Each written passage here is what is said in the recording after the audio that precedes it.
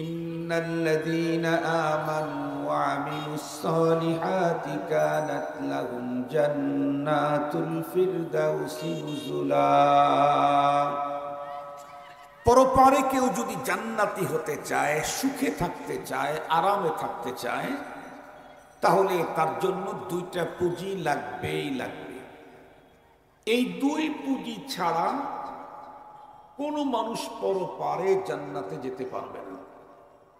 এই দুইটা পুঁজির এক নম্বর পুঁজি হলো ঈমান, আর একটা পুঁজির নাম হলো ইসলাম অথবা নেক আমল। নেক আমল বললে যা যা বোঝানো হয়, ইসলাম বললে তাই তাই বোঝানো হয়। নেক আমল বললে যা যা বোঝানো হয়, ইসলাম বললে তাই তাই বোঝানো হয়।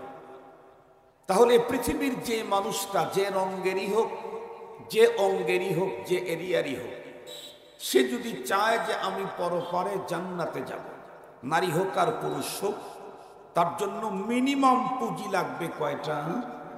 দুইটা।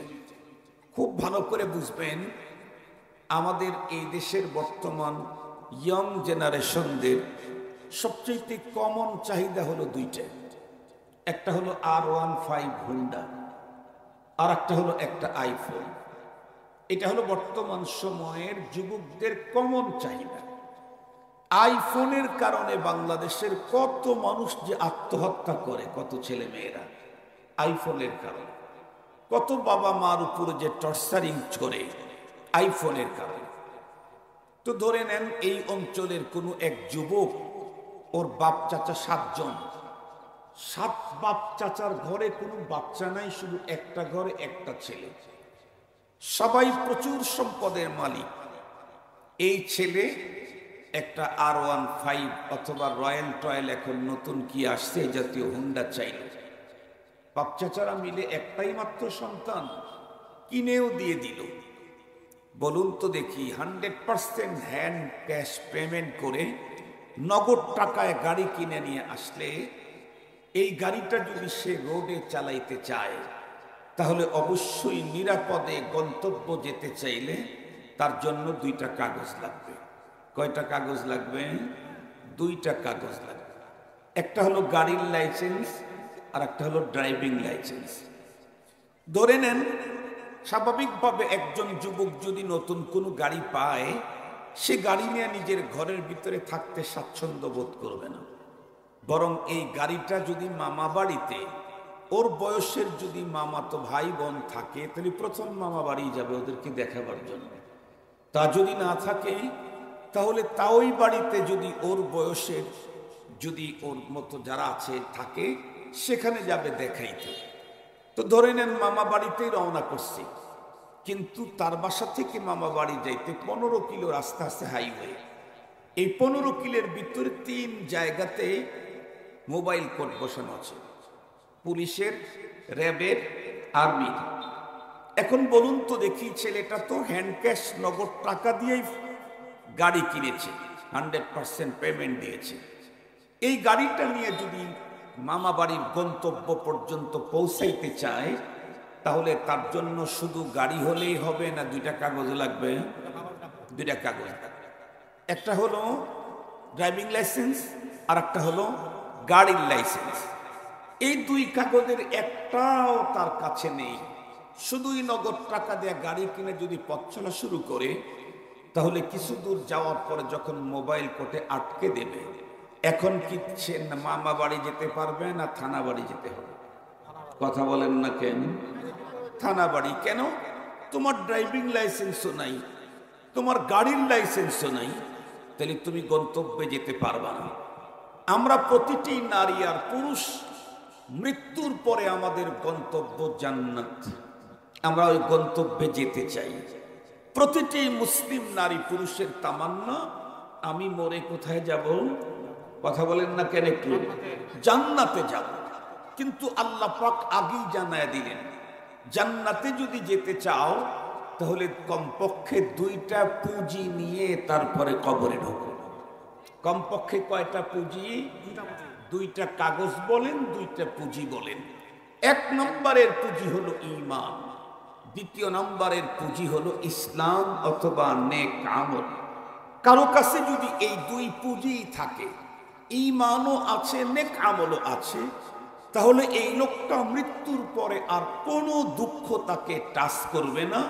সুজা আল্লাহ পাক তাকে জান্নাতুল ফেরদাউসের মেহমান বানায় দেবে। এই হলো এক। আর একজন লোকের কাছে দুইটা পুঁজির একটাও নাই, ঈমানও নাই ইসলামও নাই, ঈমানও নাই নেক আমলও নাই, তাহলে এই লোকটা মৃত্যুর পরে সোজা জাহান্নামে চলে যাবে। আর একটা লোক আছে, ওর কাছে দুইটার একটা আছে আর একটা নাই। কেমন? ওর কাছে ঈমান আছে কিন্তু ইসলাম নাই। খুব ভালো করে বুঝবেন, কি আছে? ঈমান আছে, ইসলাম নাই। তাহলে এই লোকটা ইসলাম অথবা নেক আমল না থাকার কারণে তাকে স্বল্পমেয়াদী দীর্ঘমেয়াদী পরপারে সাজা ভোগ করতে হবে। তবে ঈমানের কারণে কোনো না কোনো এক টাইম আল্লাহ পাক তাকে জান্নাত দান করে দিবে। আর একজন লোকের কাছে ইসলাম আছে, ঈমান নাই। কি আছে কি নাই? আবার বলেন, কি আছে কি নাই? ইসলাম আছে কিন্তু ঈমান নাই। যার কাছে ইসলাম আছে ঈমান নাই, এই লোকেরই আর এক নাম হলো মুনাফিক। এই লোকের নাম কি? যার কাছে ইসলাম আছে ঈমান নাই, একেই বলা হয় মুনাফিক। আর মুনাফিকের ঠিকানা ইন্নাল মুনাফিকিনা ফিদ দারকিল আসফাল মিনান নার। যেই কাফের, যার কাছে ঈমানও নাই ইসলামও নাই, এই লোকটা জাহান্নামের যেই স্তরে যাবে তার চাইতে ভয়ঙ্কর জায়গাতে যাবে যার কাছে ইসলাম আছে কিন্তু ঈমান নাই। কেন? কারণ এই লোকটাকেই বলা হয় মুনাফিক। মুনাফিকের দ্বারায় ইসলাম এবং মুসলমানদের সবচেয়ে বড় ক্ষতি হয়, যা কোনো কাফের দ্বারায় হয় না। এ কারণে মুনাফিকের ঠিকানা পরপারে জাহান্নামের অতল গহ্বরে। এখন আমাদেরকে জানতে হবে ঈমান কি জিনিস আর ইসলাম কি জিনিস। কারণ এই দুই পুঁজি আমার লাগবে পরপারে নিরঙ্কুশ আল্লাহর জান্নাতে ঢুকতে চাইলে। ঈমানও লাগবে, ইসলামও লাগবে। এই দুইটা যদি একসঙ্গে থাকে, ইন্তেকাল করবে সোজা জান্নাতে চলে যাবে। নরমাল জান্নাত না, আল্লাহ পাকের তৈরি করা স্ট্যান্ডার্ড জান্নাত, জান্নাতুল ফিরদাউস। তাই এখন আমাকে জানতে হবে ঈমান কি জিনিস। সাথে সাথে আমরা এতটুকুন বুঝেছি, এই দুইটার ভিতরে যদি একটা থাকে ঈমান, সেই লোকটা যতই কষ্ট পরপারে ভোগ করুক না কেন, কিন্তু ঈমানের পুঁজির কারণে তাকে কোনো না কোনো এক টাইমে জান্নাত দেওয়াই হবে। পক্ষান্তরে যার কাছে ঈমান নেই, ইসলাম আছে, সেই লোকটা জাহান্নামের একদম অতল গহ্বরে চলে যাবে। তাহলে কি বোঝা গেল? পুঁজি আমার দুইটাই লাগবে, ঈমান ও ইসলামও। তবে ঈমানবিহীন ইসলামের পুঁজির কোনো দাম, আবার বলেন ঈমানবিহীন ইসলামের এই পুঁজির দাম পরপারে একদম নাই। তাহলে দুইটাই আমার দরকার। এর ভিতরে প্রথম দরকার কোনটা? আবার একটু বলেন কোনটা? বর্তমান আমাদের বাংলাদেশের যিনি খতিব, জাতীয় মসজিদের সম্মানিত খতিব মুফতি আব্দুল মালিক শাহ হাফিজাহুল্লাহ, উনি একটা বই লিখেছেন। এই বইটার নামই দিয়েছেন ঈমান সবার আগে।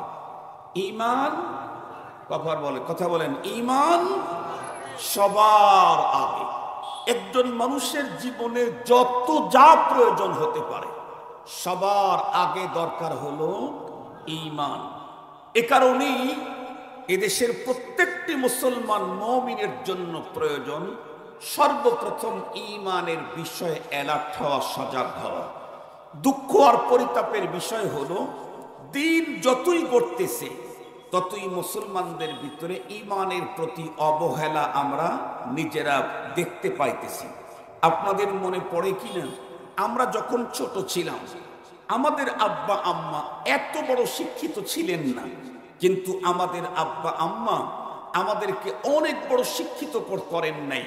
তবে সকাল বেলায় ভোরে ফজরের নামাজের পরে ঘুম থেকে জাগায়া হাত মুখ পরিষ্কার করে দিয়ে মর্নিং মক্তবে মসজিদের বারান্দায়, ভাঙ্গা মসজিদ, চটগুলি চিরা ছিল, চাটাইগুলি ভাঙ্গা ছিল, গ্রাম্য মুন্সির কাছে পাঠায় দিতে।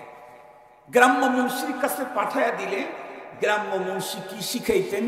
প্রথমেই শিখাইতেন লা ইলাহা ইল্লাল্লাহ, এরপরে শিখাইতেন আশহাদু আল্লা ইলাহা ইল্লাল্লাহ ওয়া আশহাদু আন্না মুহাম্মাদান আবদুহু ওয়া রাসূলুহু, এরপরে শিখাইতেন আমানতু বিল্লাহি ওয়া মালাইকাতিহি ওয়া কুতুবিহি ওয়া রুসুলিহি ওয়াল ইয়াউমিল আখিরি ওয়াল কদরি খাইরিহি ওয়া শাররিহি মিনাল্লাহি তাআলা ওয়াল বা'থি বা'দাল মাউত। আরো কি শিখাইতেন? আমানতু বিল্লাহি কামা হুয়া বিআসমাইহি ওয়া সিফাতিহি ওয়া কাবিলতু জামিআ আহকামিহি ওয়া আরকানিহি। খুব ভালো করে বুঝবেন, এই কথাগুলি মাথার মধ্যে রাখেন। আমাকে এখন প্রথমে জানতে হবে, আমি যদি পরপারে নিশ্চিত আমার নিরঙ্কুশ মুক্তি চাই, তাহলে আমার পুঁজি লাগবে কয়টা? আর যদি কমপক্ষে একটা রাখতে পারি, তবুও আমার মুক্তি হবে। সেই পুঁজির নাম যেন কি? ঈমান। তাহলে আমাকে ঈমান চিনতে হবে। ঈমান কি জিনিস, ইসলাম কি জিনিস, এটা যদি আমি না চিনি, তাহলে এই দুই জিনিস আমি অর্জন করব কেমনে? আমি যাকে চিনি না সেটা অর্জন করতে পারি না। তাহলে ঈমান কাকে বলে আর ইসলাম কাকে বলে? এই দুইটা জিনিস এ দেশের না এ দুনিয়ার মানুষের সর্বপ্রথম সবক নেওয়া দরকার হলো ঈমান কি জিনিস, ইসলাম কি জিনিস। আমি আপনাদেরকে ঈমান আর ইসলামের সংজ্ঞা বলে দিচ্ছি, পরিচয় করায় দিচ্ছি, তবে আমি আমারটা বলতেছি না। পৃথিবীর সবচেয়ে শ্রেষ্ঠতম পরিচয় আপনারা শুনলে অবাক হবেন। মহানবী সাল্লাল্লাহু আলাইহি ওয়াসাল্লাম, আমাদের নবী আলাইহিস সালাম, উনি সর্বশ্রেষ্ঠ নবী, সর্বশেষ নবী। বলেন না কেন? সর্বশ্রেষ্ঠ নবী